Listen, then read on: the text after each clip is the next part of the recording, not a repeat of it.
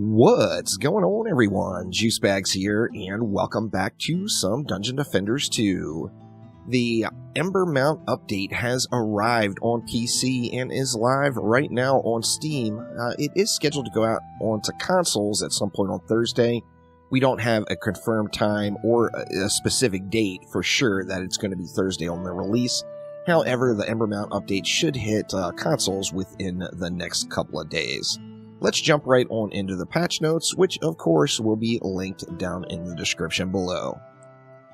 Now, first things first, we have the Countess. The Countess, of course, was a playable hero back in the MOBA stage of DD2 in its early development stages. However, they never released her into the tower defense game. She is now back available and playable once again. Let's take a look at the introductory cutscene for the Countess.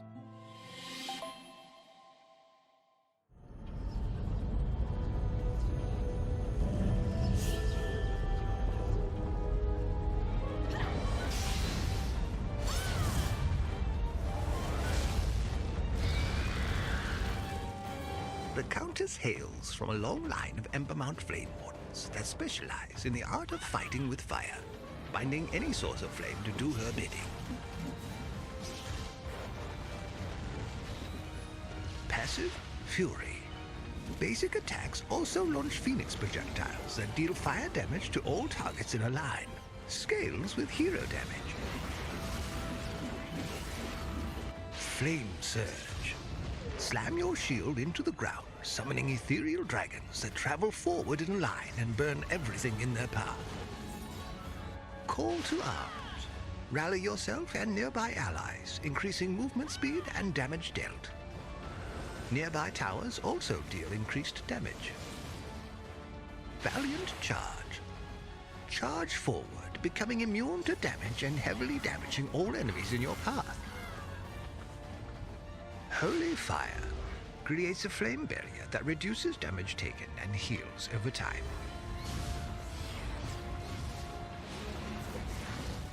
Flak Cannon fires debris in a short wide cone with concussive force that knocks smaller enemies away.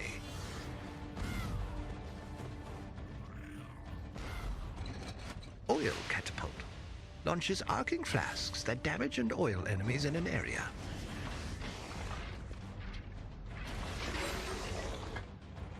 Dragon's Nest hatches several baby dragons that seek out and attack nearby enemies with fireballs.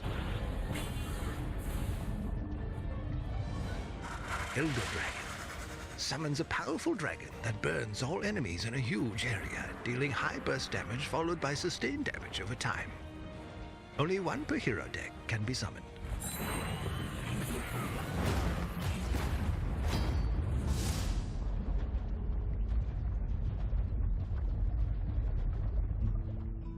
Now, the Countess definitely looks nice. She's got some very interesting attacks. Flame Surge, Call to Arms, Valiant Charge, and Holy Fire. I am not a big melee fan personally, of course, so I probably won't play the Countess a ton. However, I am very curious about this Fury passive and how well it works.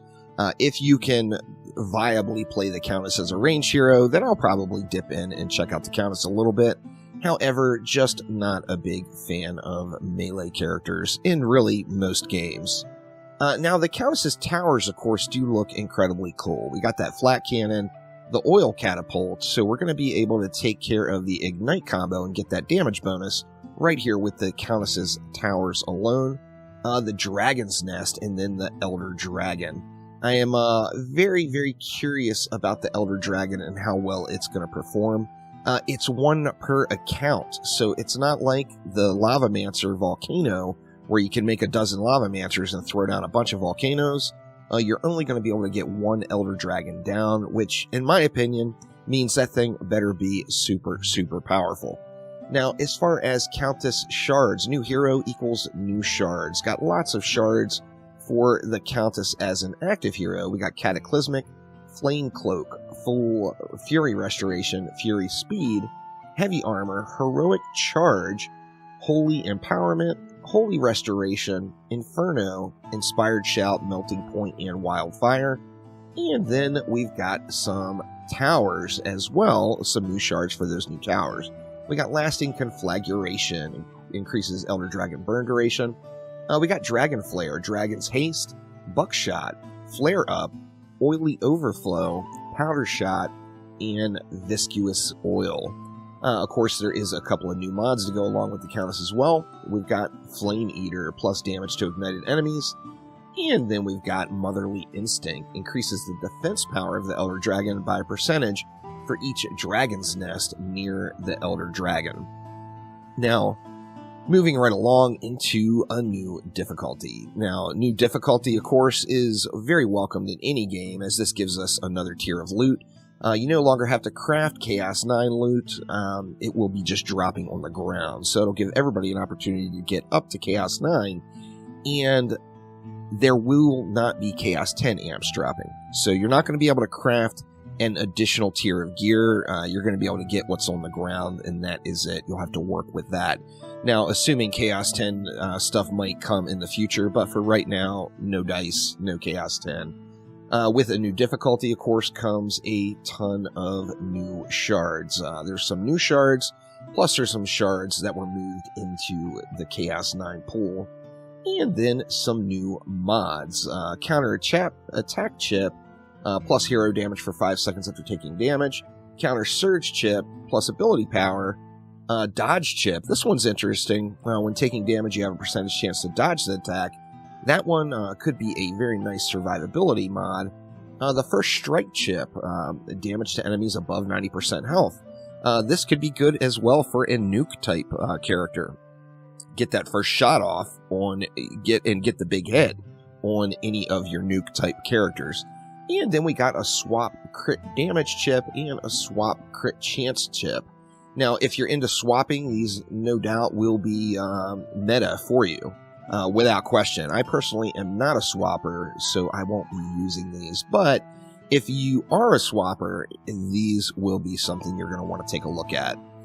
Now, another exciting new aspect is rings. We got a ring slot now, which is going to be specific to a Chaos 9 incursion and is going to give you a new gear slot, which is nice. So there's a new item to farm.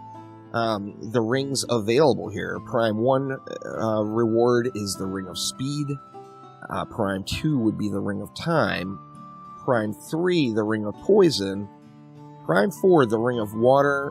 Prime 5, Ring of Regen. 6 would be Ring of Earth. And 7, Ring of Piercing. So these are going to be specific to those individual prime areas. And then in addition to rings, completing all Chaos 9 prime incursions will reward a new Hyper Shard, which is the Genie King's Blessing. Gain defense mana upon defeating an enemy up to 100 enemies per combat phase. So this is going to give you a little bit more build mana to get your defenses upgraded, and a little bit more along the flavor of Dungeon Defenders 1. So the Genie King's Blessing is definitely a play off of the Genie King, or the Genie Pet from DD1, no doubt. Now, as far as which rings are going to be meta, it's going to be depending on your build. You're going to be able to free up. If you're a ranged hero that shoots projectiles, you're going to be able to free up a mod slot by using the Ring of Piercing. There's also some interesting rings for elemental combos. The Ring of Regen, I'm not sure about. Maybe if you're playing on a tanky hero that has trouble staying alive. But we've already got the Barbarian for that, so I'm not really seeing where we're really going to need the Ring of Regen. But, you know, it's there for anyone that wants to play that playstyle. Now, with a new Expedition difficulty is also going to come a change to Onslaught floors. Prior to this update, you basically got, quote-unquote, a free 31 resets in Ancient Power. Now, of course, there's a higher difficulty Expedition. It's going to give you more free resets. So, now, by doing one Chaos 9 Expedition, your Onslaught floor is going to be unlocked up to floor 300.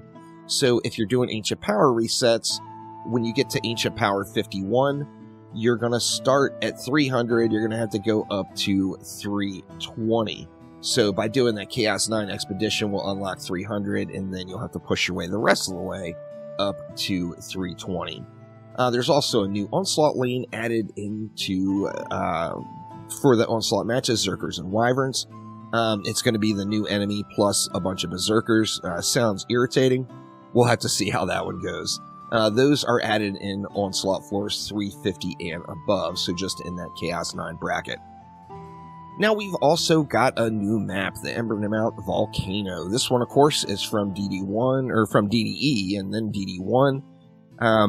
The Phoenix is a boss from those exact same maps, so there's something new to play, a new map to hop into.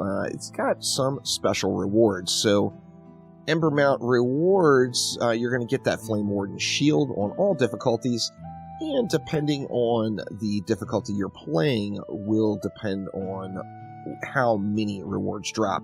You're doing this on Chaos 9, you're going to get 8 pristine Citrine clusters per run, which is absolutely enormous. So very, very nice place to farm those Citrine clusters, no doubt.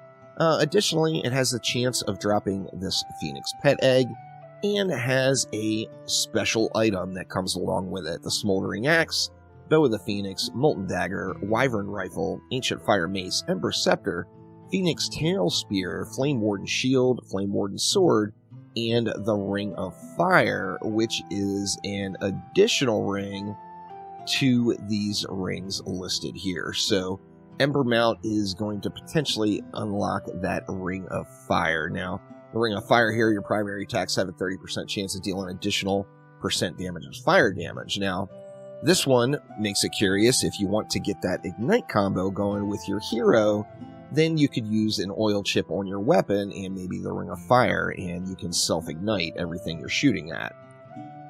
Now, with the new content, also has a new vendor. You got Goblin Item Insurance. This is a pricey item. However, it's going to allow you to save your old relic or piece of gear if you're tinkering off of it. Meaning, previously, if you were pulling a mod off one piece and putting it on another, you, of course, lost the original piece. This Goblin Item Insurance is going to allow you to keep that piece if it's a hot item. And then for the low price of 1 billion gold, you can unlock the fancy golden top hat cosmetic just to get your flex on in town. Now, it does say here, as time goes on, more items will be added to this black market vendor, including more super expensive flares for people to sink all that gold into that they've got. Now, with it all, there's a couple of new skins and, of course, a new bundles, so you got to get that monetization aspect of it going. There was some balance changes in bug fix. The thing that stood out to me the most is pet empowerment stats have been nerf batted in the face. Your pet empowerment stats have been reduced by 50%, so you got a big old nerf to the empowerment stats that were available on pets before. Now, to be honest with you, it was pretty blown out, so this really comes as no surprise to me, and I think we're going to be able to pick up enough additional stat just from all the free Chaos 9 loot, just from doing Chaos 9, plus having the ability to equip a ring, and once you get it upgraded, you're going to make up for some of those missing stats.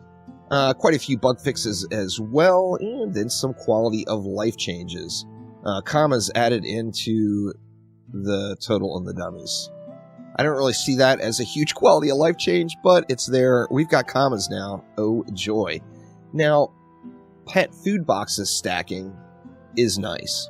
As far as the shard pack stacking, remember, this is not shard stacking. This is shard pack stacking. I know some people out there are a fan of saving up lots of shard packs and opening them all at once, and this, of course, will be very nice for those folks. However, I think the majority of the people crack shards open as they get them, so the shards really will have no effect. The pet food, of course, will save some inventory and let you chain those maps over and over again, as that stuff will stack now. So, very welcome change there. And then we've got some miscellaneous changes. The 64-bit option is now default when you launch Dungeon Defenders 2 from Steam. Now, console already has a 64-bit version. It's always 64-bit for you. Now, there is what is available in this update. As I mentioned, there will be a link down in the description below to the full patch notes. And now we're going to get around to opinions. So let me just go through my thoughts on this update. Now, first off, it's great to see an update in a dated game like this. So it's nice to see that Chromatic has somebody working on it and getting things done. However, what did we get in this update? Well, we got a hero that was playable in the game 8 years ago. Of course, it's being played off as a brand new hero. I played this hero personally during the MOBA stages back in Dungeon Defenders 2. So this hero has been in the game the entire time. Now, obviously, there was balance changes, ability reworks, tower reworks, things like that. But the base hero, the base rigging, the modeling, all that has been there ever since the Dungeon Defenders 2 MOBA. So I'm grateful that she's there, don't get me wrong. But where are the rest of them? You know, give us all of those MOBA heroes. We know they're there. We know they've already been created, and we know they just need balance, abilities, and defenses if they're a defense-type hero. Let us have them all. There's a ton of them there. We want them all. We know they're in the game. The modeling's all done. Give them to us. That's what I personally would like to see, is all of those MOBA heroes, instead of just trickle-feeding these to us one at a time. Next up, we have the new map. Now, the new difficulty, I'm overjoyed about. It's a new grind, right? It resets. It resets your grind. You start it all over again. You get that Chaos 9 gear. Good stuff. Same thing goes with the rings.